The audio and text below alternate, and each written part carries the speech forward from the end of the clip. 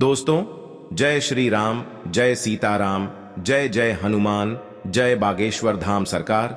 दोस्तों, संध्या दीपक जलाते समय जो नियम अपनाने चाहिए उनके बारे में कितना जानते हैं आप? क्या उस शाम को दीपक जलाने के महत्व के बारे में जानते हैं? और क्या आपको यह पता है कि आखिर शास्त्रों में संध्या के समय दीपक जलाने का विधान क्यों बताया गया है? आखिर क्यों घरों में नियमित तौर पर शाम के समय दीपक जलाने के लिए कहा जाता है और संध्या के किस समय पर घर में दीपक जलाने चाहिए? घर में कहां कहां दीपक जलाए जाने चाहिए और कितनी संख्या में हर रोज दीपक प्रज्वलित करने से हमें शुभ फल की प्राप्ति होती है? साथ ही यह दीपक तेल के जलाने चाहिए या घी के जलाने चाहिए और दीपक को जलाते समय कौन सा मंत्र बोलना चाहिए? तो अगर आप इन सभी सवालों के जवाब जानना चाहते हैं तो ये वीडियो आपके लिए ही है, क्योंकि संदेह की पूजा के सभी नियम, विधान और महत्व के बारे में बागेश्वर धाम सरकार पंडित धीरेन्द्र कृष्ण शास्त्री जी ने अपनी कथा के दौरान भक्तों को बताया है। तो आज की वीडियो में अंत तक हमारे साथ जरूर बने रहिएगा। दोस्तों, स्वागत है आपका चैनल शास्त्र गुरु वाइस पर। आगे बढ़ने से पहले वीडियो को लाइक जरूर कर दें, जिससे कि श्री बागेश्वर बालाजी की कृपा आप पर सदैव बनी रहे। चलिए वीडियो में यह आगे बढ़ते हैं। दोस्तों, सभी के मन में अक्सर यह सवाल होता है कि जब हम सुबह देवी देवताओं की पूजा आराधना कर लेते हैं तो हिंदू धर्म में संध्या के समय पूजा करने के लिए क्यों कहा जाता है? आखिर इसका महत्व क्या होता है? तो गुरु जी कहते हैं कि एक बार जब महादेव माता पार्वती को अमरता का ज्ञान देने के लिए अमरनाथ की गुफा में लेकर आए थे, तो बहुत लंबे समय तक वे स्वर्ग में जाकर देवताओं से भेंट नहीं कर पाए थे। इसीलिए उन्होंने माता पार्वती से देवताओं से मिलने के लिए अनुमति मांगी, और जब वह स्वर्ग से 1 महीने तक वापस नहीं आए तो माता पार्वती क्रोधित हो गई, और जब महादेव लौट कर आए तो माता पार्वती का क्रोध अपने चरम पर था और इस क्रोध से बहुत सारे राक्षसों का जन्म हुआ। तब महादेव के समझाने पर देवी पार्वती का क्रोध तो शांत हो गया, लेकिन फिर जब माता पार्वती ने महादेव से कहा कि उनके क्रोध से उत्पन्न हुए सभी राक्षसों का क्या होगा, इन्हें ब्रह्म महान में कहां स्थान दिया जाएगा, तब महादेव कहते हैं कि जिस घर में संध्या के समय दिया बात ही नहीं होगी, दीप प्रज्वलित नहीं किए जाएंगे, मंत्रों का उच्चारण नहीं होगा, आरती नहीं होगी, घंटी का स्वर नहीं होगा, वहां पर इन सभी राक्षसों को और भूत प्रेतों को जगह मिलेगी। वह घर इन सभी का निवास स्थान होगा। तो इसीलिए शास्त्रों में संध्या के समय दिया बाती को इतना महत्व दिया जाता है ताकि आपके घर में भूत प्रेत और राक्षसों का वास ना हो। लेकिन अब सवाल यह है कि आखिर इस संध्या में किस समय पर दीपक जलाना चाहिए? तो इस समय के बारे में गुरुजी कहते हैं कि जब सूर्य अस्त होता है और वो दोनों समय का आपस में मिलन होता है, उस समय घर में दिया बाती करना बहुत शुभ माना जाता है। आपको शाम को दिया बाती करने के लिए वह समय चुनना चाहिए जब ना तो रात्रि का समय हो और ना ही दिन का। तो आमतौर पर शाम को 6 बजे से लेकर 8 बजे का समय दीपक जलाने के लिए शुभ माना जाता है।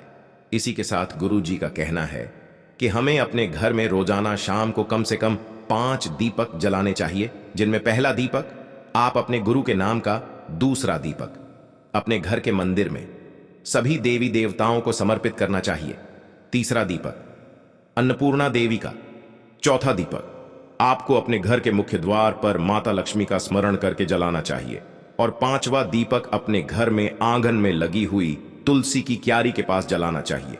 जो मनुष्य अपने घर में 5 स्थानों पर दीपक जलाते हैं, उनके घर की सभी नकारात्मक शक्तियां अपने आप ही दूर हो जाती हैं। गुरु जी का कहना है कि दीपक जलाते समय आपको पूर्ण रूप से स्वच्छ होना चाहिए। जब भी हम सुबह पूजा करते हैं तो खुद को शुद्ध रखना आसान होता है, क्योंकि स्नान करने के तुरंत बाद ही हम पूजा आराम से कर सकते हैं। लेकिन संध्या के समय हम स्नान नहीं कर पाते, तो ऐसे में हमें शुद्धिकरण का विशेष ध्यान रखना चाहिए। इसीलिए अगर आप अपने घर में संध्या के समय पूजा करते हैं तो खुद को पूरा दिन शुद्ध रखना बेहद जरूरी होता है। यदि आप बाथरूम का इस्तेमाल करते हैं तो अपने हाथ पांव को अच्छे से धो लीजिए। यदि आप सोच जाते हैं तो आप अपने हाथ पांव धोकर कपड़े जरूर बदलिए दोस्तों। साथ ही यदि आप दोपहर में पूरे दिन ब्रह्मचर्य का पालन नहीं कर पाते, पति पत्नी साथ में रहते हैं, तो आपको संदेह की पूजा से पहले स्नान जरूर करना चाहिए। साथ ही कपड़ों को भी स्वच्छ रखना चाहिए। दोस्तों, गुरुजी बताते हैं कि संध्या का जो समय होता है उस समय माता लक्ष्मी और उनकी बहन अलक्ष्मी दोनों ही बिहार के लिए निकलते हैं। तो जिन लोगों के घर के मुख्य द्वार पर दीपक जले होते हैं, ऐसे लोगों के घरों में माता लक्ष्मी प्रवेश कर जाती है, और जिन लोगों के घरों में अंधेरा होता है ऐसे घरों को माता लक्ष्मी की बहन अलक्ष्मी यानी कि दरिद्रता अपना निवास स्थान बनाती है। तो इसीलिए कहा जाता है कि सूरज डूबने के बाद अपने घर की सभी लाइटों को जला देना चाहिए और अपने घरों में रोशनी करनी चाहिए और अपने घर के मुख्य द्वार को हल्दी से लीपकर उस पर कुमकुम से स्वस्तिक बनाना चाहिए और इस पर एक शुद्ध घी का दीपक जलाकर घंटी का स्वर जरूर करना चाहिए और माता लक्ष्मी से अपने घर में आने के लिए निवेदन करना चाहिए। साथ ही हर किसी को अपने घर में सुबह और शाम को एक दीपक अपने गुरु के नाम का भी जलाना चाहिए, क्योंकि ईश्वर ने खुद से पहले गुरु का स्थान बताया है। इसके साथ एक दीपक आपको अपने घर के मंदिर में सभी देवी देवताओं का स्मरण करके और आरती करके जलाना चाहिए। साथ ही एक घी का दीपक आपको अपनी रसोई घर में अन्नपूर्णा माता का नाम लेकर जलाना चाहिए और माता से अपने घर के भंडारे भरे रखने की प्रार्थना जरूर करनी चाहिए। वही जो लोगों को संध्या के समय एक दीपक अपनी तुलसी की क्यारी में जलाते हैं, उनके घर में दरिद्रता भूलकर भी प्रवेश नहीं करती और ऐसे घर में नकारात्मक शक्तियां का वास तो कभी होता ही नहीं है।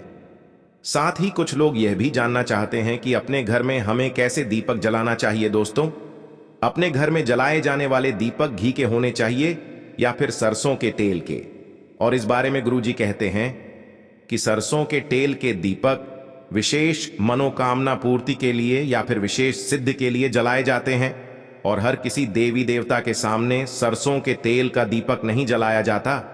सरसों के तेल का दीपक काली माता शनिदेव पीपल के वृक्ष के नीचे और शमी के वृक्ष के नीचे ही जलाना चाहिए। कभी कभी हम हनुमान जी की सिद्ध करते हैं तो उनके सामने भी सरसों के तेल का दीपक जला देते हैं। लेकिन यदि आप अपने घर में पूजा करते हैं तो आपको शुद्ध गाय के घी का दीपक जलाना चाहिए, अभी आपको पूर्ण फल की प्राप्ति होती है। वहीं गुरु जी का यह भी कहना है कि जब भी हम अपने घर में पूजा करते हैं तो हमें गरुड़ घंटी का नाद जरूर करना चाहिए। इससे न केवल देवी देवता प्रसन्न होते हैं बल्कि हमारे पितरों को भी सुख मिलता है और हमारे जीवन में आने वाली सभी नकारात्मक ऊर्जा और आपके आसपास के वातावरण में फैली हुई सभी बुरी शक्तियां अपने आप ही नष्ट हो जाती हैं। दोस्तों, साथ ही अब आपको यह भी बता देते हैं कि गुरु जी ने संध्या पूजन के समय कौन सा मंत्र जाप करने के लिए महिलाओं को कहा। गुरु जी कहते हैं कि आप जिस भी इष्ट देवता को मानते हैं या फिर आप जिस भी देवी देवता की आराधना करते हैं, आप उस देवी देवता का मंत्र संध्या पूजन के समय बोल सकते हैं। जैसे कि यदि आप महादेव के भक्त हैं तो आप पूजा करते समय महादेव की आरती गा सकती है। महादेव का मंत्र ओम नमः शिवाय या फिर श्री शिवाय नमस्तुभ्यम का जाप कर सकती है। यदि आप माता लक्ष्मी की भक्त हैं तो आप माता लक्ष्मी की आरती कर सकती है और ओम महालक्ष्मी नमः का जाप कर सकती है। वहीं जो लोग हनुमान जी की पूजा करते हैं वह ओम हनुमते नमः का जाप कर सकते हैं। साथ ही आप जिस भी देवी देवता के भक्त हैं, ये आप जिसे भी अपना इष्ट मानते हैं, आप संध्या काल में उस देवी देवता की आरती कर सकते हैं। आपको आपकी पूजा का पूर्ण फल जरूर मिलेगा। तो यही थे गुरु जी के बताए हुए संध्या पूजन के कुछ नियम, जिन्हें अपने जीवन में आजमाकर आप पूर्ण फल की प्राप्ति कर सकते हैं। दोस्तों, उम्मीद करते हैं कि गुरु जी की बताई हुई ये बातें और चेतावनी आपको जरूर पसंद आई होगी। अगर आपको ये वीडियो अच्छी लगी हो तो वीडियो को लाइक करके करिएगा और कमेंट बॉक्स में जय श्री राम, जय बागेश्वर धाम सरकार, जय हनुमान, जय सीताराम जरूर लिखें और इसे ज्यादा से ज्यादा शेयर करके बाकी लोगों तक भी पहुंचाएं। तो मिलते हैं अगली वीडियो में, तब तक आप अपना ध्यान रखेंगे, स्वस्थ रहें, सुरक्षित।